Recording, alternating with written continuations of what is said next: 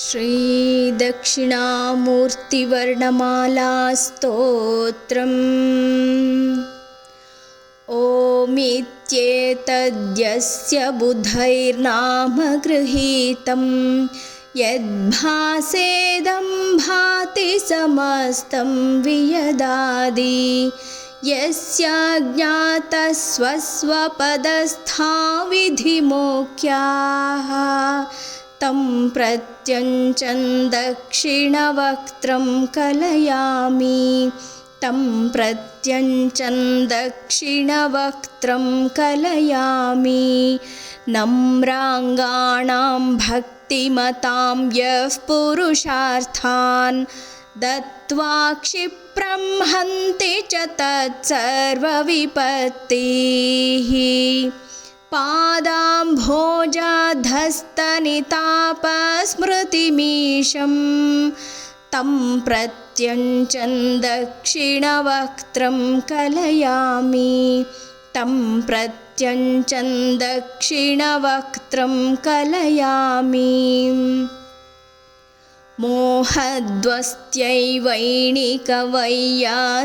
मोहध्वस्त्यैवैणिकवैयासकिमुख्याः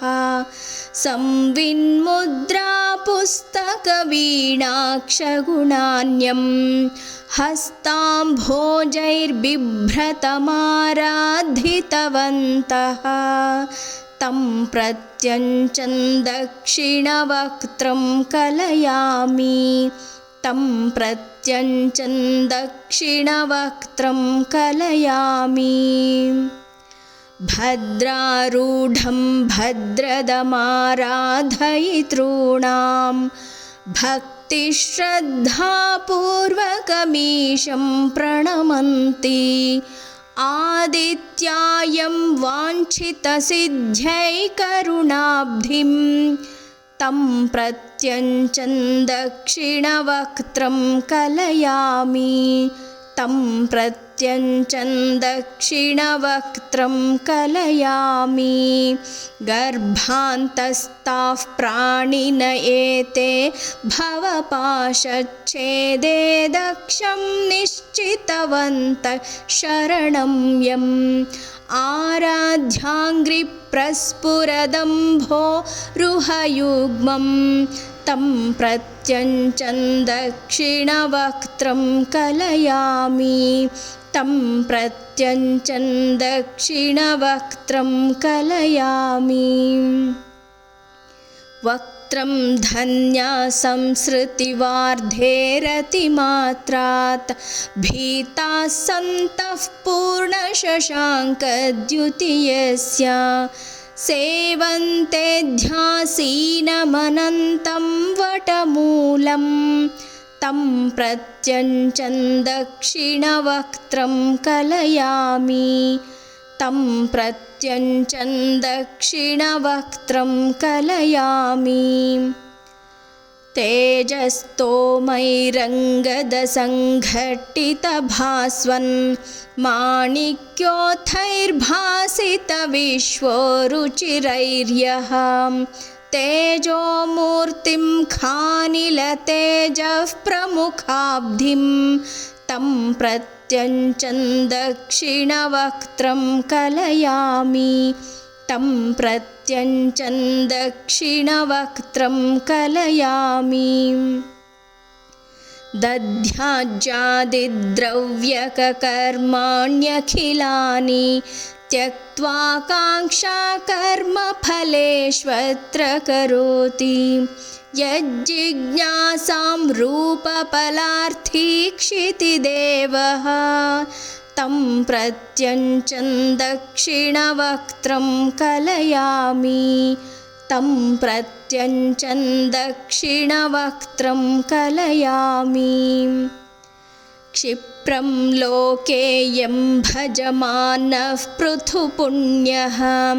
प्रध्वस्तादिः प्रोज्झितसंसृत्यखिलार्तिः प्रत्यग्भूतं ब्रह्म परं संरमते च तं प्रत्यञ्चं दक्षिणवक्त्रं कलयामि तं प्रत्यञ्चं प्रत्यञ्चन् दक्षिणवक्त्रं कलयामि नानेत्येवं यन्मनुमध्यस्थितवर्णान् भक्ताः काले वर्णगृहीत्यै प्रजपन्तः मोदन्ते सम्प्राप्तसमस्तश्रुतितन्त्राः तं प्रत्यञ्चन् दक्षिणवक्त्रं कलयामि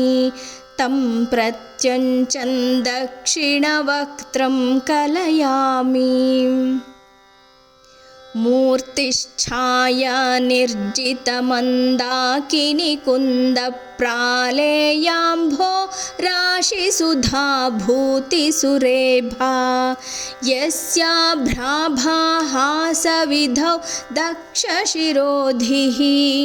तं प्रत्यञ्चन् दक्षिणवक्त्रं कलयामि तं प्रत्यञ्चन् दक्षिणवक्त्रं कलयामि तप्तस्वर्णच्छायजटाजूटकटाः प्रोद्यद्वीची वल्लिविराजत्सुरसिन्धुं नित्यं सूक्ष्मं नित्यनिरस्ताखिलदोषं तं प्रत्यञ्चन् दक्षिणवक्त्रं कलयामि तं प्रत्यञ्चन् दक्षिणवक्त्रं कलयामि येन ज्ञातेनैव समस्तं विदितं स्यात् यस्मादन्यद्वस्तु जगत्यां शशशृङ्गं यं प्राप्तानां नास्ति परं प्राप्स्यमनादिं तं प्रत्यञ्चन् दक्षिणवक्त्रं कलयामि तं प्रत्यञ्चन् दक्षिणवक्त्रं कलयामि मत्तो मारो यस्य ललाटाक्षि भवाग्नि स्फूर्जत्कीला प्रोषितभस्मीकृतदेहः तद्भस्मासीद्यस्य सुजातः पटवासः तं प्रत्यञ्चन् दक्षिणवक्त्रं कलयामि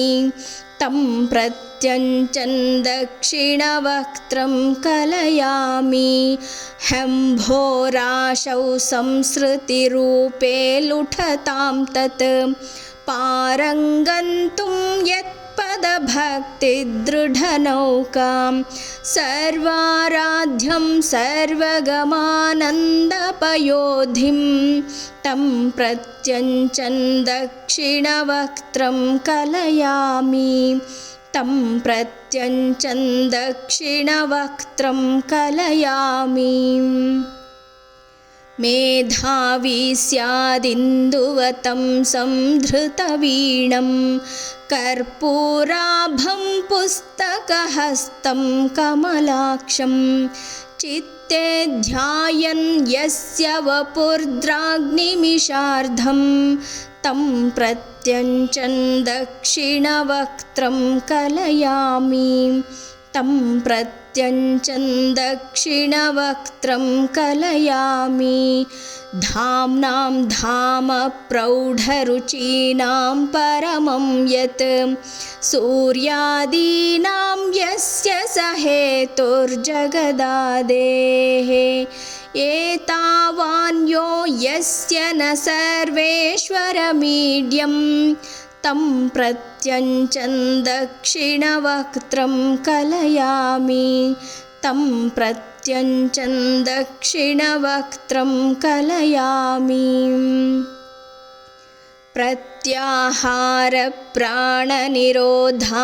प्रत्याहारप्राणनिरोधादिसमर्थैः